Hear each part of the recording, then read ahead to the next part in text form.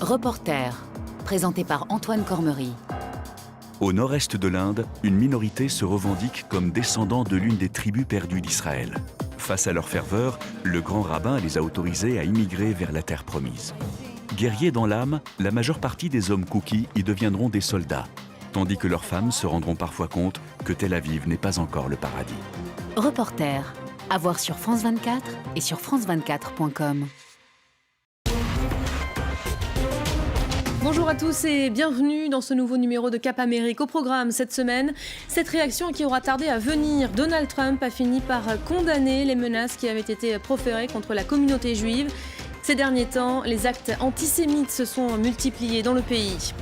Les Nations Unies en Haïti sonnent l'alarme. Depuis janvier, 42 détenus ont perdu la vie derrière les barreaux. Les conditions de détention sur l'île sont jugées particulièrement inhumaines et dégradantes. Et puis le carnaval de Rio sera cette année celui de la débrouille. Crise oblige, les participants ont dû innover et recycler pour économiser quelques précieux réals. Une semaine après le départ surprise de Michael Flynn, Donald Trump s'est donc trouvé un nouveau conseiller à la sécurité nationale et c'est à nouveau un général, Herbert Raymond McMaster, qui l'a choisi pour l'épauler. Un militaire d'expérience s'étant illustré au combat sur les fronts irakiens et afghans, un homme réputé aussi pour son goût de la réflexion stratégique. Et cette nouvelle arrivée intervient après une série de scandales qui ont valu à l'administration de nouvelles critiques. La présidence américaine n'en a pas perdu pour autant le soutien de ses plus fervents partisans. Ils se sont retrouvés cette semaine à l'occasion du President Day. Reportage. En ce President's Day, dans les rues à Washington, il y a les anti-Trump, mais aussi quelques défenseurs du nouveau président américain. Êtes-vous en Amérique? Oui, vous êtes à Washington. Donald Trump a été élu par 31 États.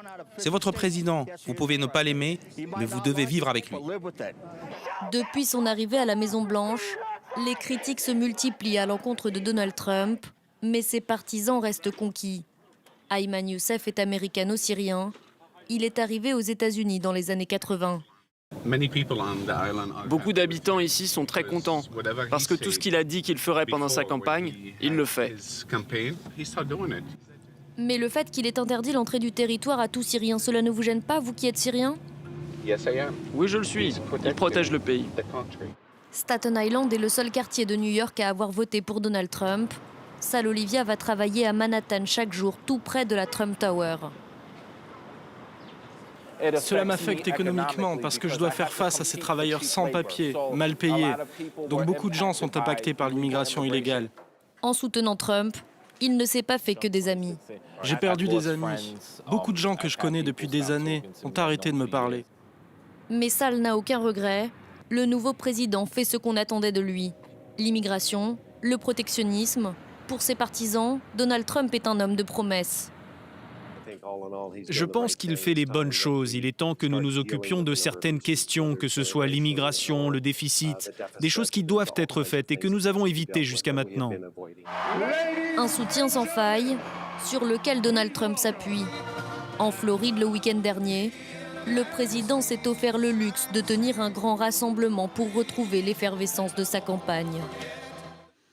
Et on en vient à notre image de la semaine, ce cimetière juif du Missouri vandalisé. Des dizaines de tombes ont été dégradées alors que plusieurs centres communautaires ont dû être évacués à travers le pays après avoir reçu des menaces. Ces derniers temps, c'est un constat, les actes antisémites outre-Atlantique ont eu tendance à se multiplier. Après avoir longuement esquivé le sujet, Donald Trump a fini par réagir et condamner Cécile Galluccio. Pour condamner l'augmentation des actes antisémites aux États-Unis, il a choisi le Musée national de l'histoire et de la culture afro-américaine. Un lieu rempli d'objets et de photos sur l'histoire des Noirs, de l'esclavage à la lutte pour les droits civiques. Les menaces antisémites qui visent notre communauté juive et les centres communautaires sont horribles et douloureuses et sont un triste rappel du travail qu'il reste à faire pour éliminer la haine, les préjugés et le mal. En revanche, quand il s'agit de savoir comment venir à bout de ces menaces, qu'avez-vous prévu de faire pour lutter contre les actes antisémites? Donald Trump tourne les talons. La communauté juive attendait cette condamnation depuis plusieurs jours. C'est peut-être la fille aînée du président Trump, Ivanka, convertie au judaïsme, qui lui en a touché un mot. Elle avait déjà réagi sur Twitter. Les États-Unis sont une nation fondée sur le principe de la tolérance religieuse. Nous devons protéger nos lieux de culte et centres religieux. Car depuis janvier, les incidents antisémites ont augmenté. Lundi, 11 centres communautaires ont dû stopper leurs activités après avoir reçu des menaces à la bombe. C'est la 4e fois en un peu plus d'un mois. Dernier fait en date, une centaine de pierres tombales vandalisées dans ce cimetière juif du Missouri. C'est horrible. Vous savez, il y a tellement d'antisémitisme maintenant, surtout quand on regarde les membres de l'administration Trump. Peut-être que je ne devrais pas le dire, mais vous ne pouvez pas mettre tous ces intolérants, tous ceux qui ont autant de haine au sein de la même administration, et faire croire que c'est OK. Car pour une partie de la communauté juive, l'augmentation des actes antisémites est en corrélation avec l'arrivée du président Trump à la Maison-Blanche. Et on en vient à notre chiffre de la semaine, 7000. C'est le nombre de FARC ayant rejoint les zones de démobilisation précisées par l'accord de paix en Colombie. Le président, à l'initiative du processus, s'est félicité cette semaine d'une telle avancée, ultime étape avant le début d'un long processus.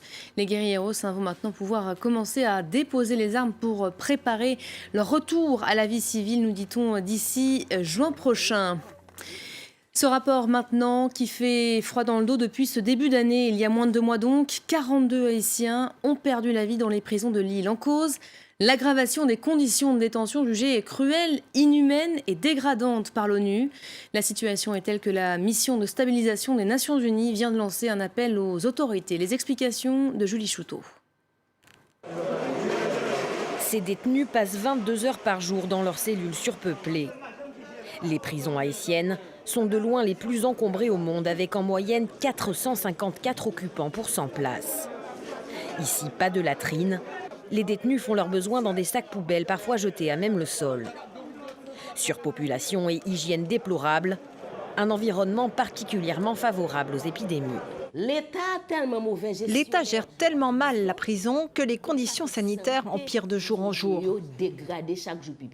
Les prisonniers vivent dans une promiscuité sans égale et propice à la propagation de maladies. Il y a des cas de gale, de beriberi, de tuberculose même. En fait, avec la promiscuité, ils attrapent toutes les maladies qui circulent. À cela s'ajoute le manque de médicaments et même de nourriture. Au menu ce jour-là dans la prison de Port-au-Prince, c'est riz et haricots en quantité très limitée.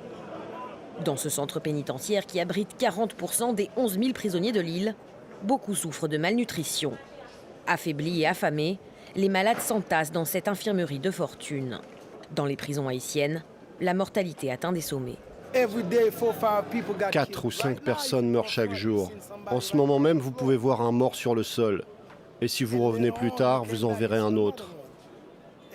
Tous les jours, quelqu'un meurt ici. En tout, 42 prisonniers sont morts en Haïti en moins de 2 mois. Ce jour-là, le procureur général de Port-au-Prince en est à ses 3e funérailles collectives en moins d'1 an. Cette fois, on enterre une vingtaine de prisonniers dans la douleur des familles. En Haïti, la grande majorité des prisonniers est en détention provisoire. Certains n'auront jamais droit à un procès. Parmi ceux que l'on enterre, beaucoup n'ont même pas eu la chance de passer devant un juge. Les tribunaux haïtiens manquent cruellement de moyens humains et matériels. Autre fléau du système judiciaire, la corruption. En Haïti, le recours au pot de vin est fréquent pour éviter une condamnation ou une détention préventive prolongée. Au Brésil maintenant, on s'est préparé de longs mois pour l'événement de l'année, le Carnaval de Rio qui a lieu cette fois du 24 au 28 février. Mais cette édition 2017 sera peut-être celle du changement. Face à la crise, les participants ont été contraints de se réorganiser, recyclage, rafistolage. Tout est bon pour économiser quelques précieux réals et briller de mille feux lors des nombreux défilés. Kim Vaudine. Coutumiers des costumes hauts en couleur, cette année les carnavaliers de Rio se font pourtant rares dans les magasins. L'année dernière, j'ai acheté 2 costumes. Cette année, je ne vais en acheter qu'un pour tous les jours du carnaval parce que les prix sont un peu élevés.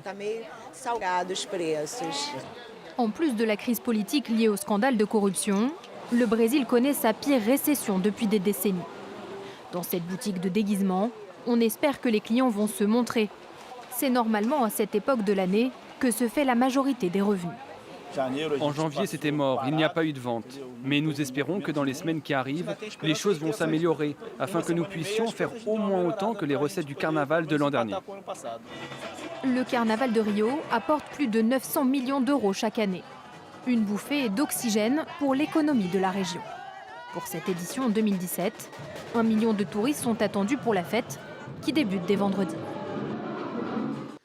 Et avant de nous quitter cet anniversaire que l'on célébrait cette semaine, 30 ans après sa disparition, Andy Warhol continue de marquer les esprits et d'inspirer de nombreux créateurs. Le roi du pop art, figure iconique de l'art du XXe siècle, est toujours salué pour son art, ses portraits et son style copié même aux 4 coins du monde. Ses œuvres s'écoulent aujourd'hui plus cher encore que les tableaux de Picasso. Voilà, on va se quitter sur ces images. C'est la fin de ce numéro de Cap Amérique. Je vous dis à la semaine prochaine pour une nouvelle édition.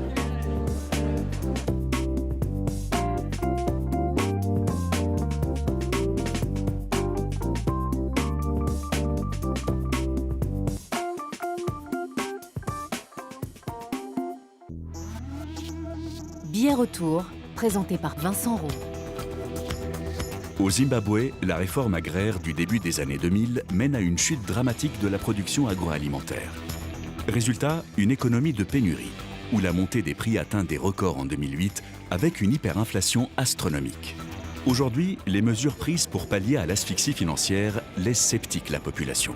Sceptique et résignée, car toute forme de protestation est systématiquement réprimée par le gouvernement d'un